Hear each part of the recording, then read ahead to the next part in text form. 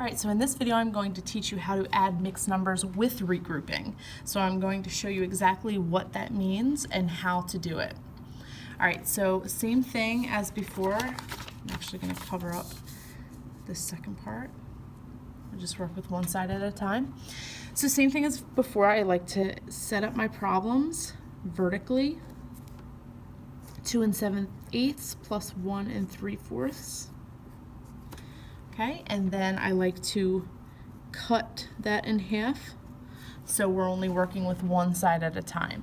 So right now we just need to be looking at the fractions. So in this case we have 8 and 4 as our denominators, and I know that 4 can go into 8, so I'm just going to use 8 as my common denominator here.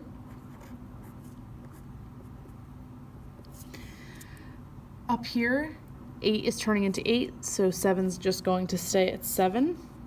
But down here we need to find the connection. So the connection between 4 and 8 is to multiply by 2. So we're going to do the same thing on the top. 3 times 2 is 6. So now if we add them together, we get 13. 7 plus 6 is 13, and we just bring down that denominator. We have 13/8. Now we have an improper fraction. So what do we do whenever we have an improper fraction? We turn it into a mixed number. All right, so this is where the regrouping comes in. All right, so we are going to change this improper fraction into a mixed number like we normally would, put our division bar next to our denominator and bring that numerator right inside. 8 can go into 13 one time. 8 times 1 is 8, and then we subtract. 13 minus 8 is 5, and then we circle our 3 numbers. This is our king. Okay, so 1 is our whole number, and 5/8.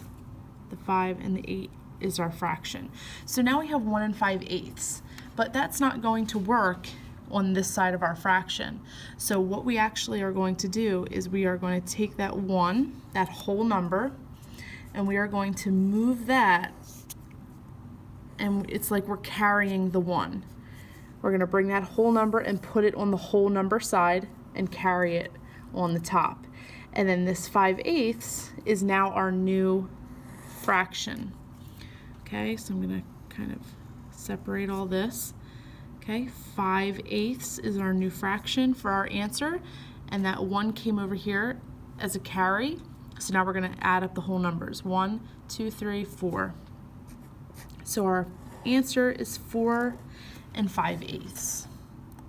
All right, so if that was kind of tricky to follow, we're going to do another example, but don't forget that you can always rewind and rewatch this video to see it as many times as you need to. All right, so let's look at this side. All right, so another problem that requires you to regroup. But once you get the hang of it, it's actually pretty easy. So even if it's a little confusing right now, don't get discouraged. You will get it. All right, so first step is always to set up our mixed numbers vertically. And this time I'm going to leave a little bit of space in between them,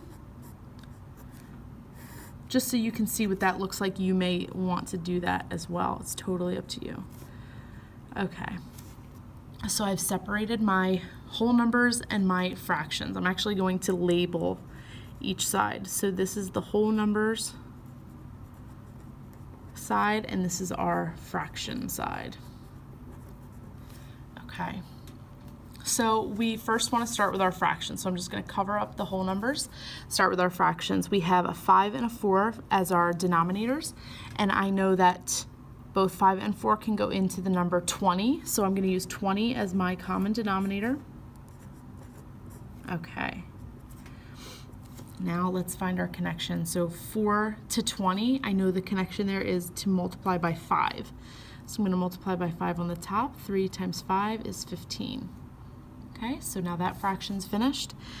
5 times 4 gives me 20, so on the top, 4 times 4 is 16. When I add these together, now I'm adding 16 plus 15. That actually gives me 31. and then I bring down my denominator. So it's 31 over 20, which, as we know, is an improper fraction, so we have to turn it into a mixed number. I'm going to set up my mixed number. I'm going to pull that 31 down here next to the 20, so we're dividing now. How many times can 20 go into 31? Well, I know 20 times 2 is 40, so that's too big, so it can only go in once. 20 times 1 is 20, and we subtract, we get 11. So now we have our three numbers. 1 is our king. I'm going to actually put our 1, our whole number 1, down here, and then 11/20 is our fraction. Okay, so now we have our mixed number, and that's great, but we cannot bring all of this onto this side of the answer. We have to get rid of that whole number because whole numbers do not belong on this side. Whole numbers belong over here. So we need to carry that 1, cross it off because we finished with it now, and then this 11/20 is the fraction part of our answer. Okay, and then now we just have to add up the whole numbers. 3 plus 1 is 4, and then 4 plus 7 is 11. So our final answer is 11 and 11/20. Okay, so again, remember you can replay this video if you need to see it again. You can see it as many times as you need to. These notes will be in your notebook for you to use whenever you need them, and of course I am here to ask questions too as well. All right, good luck.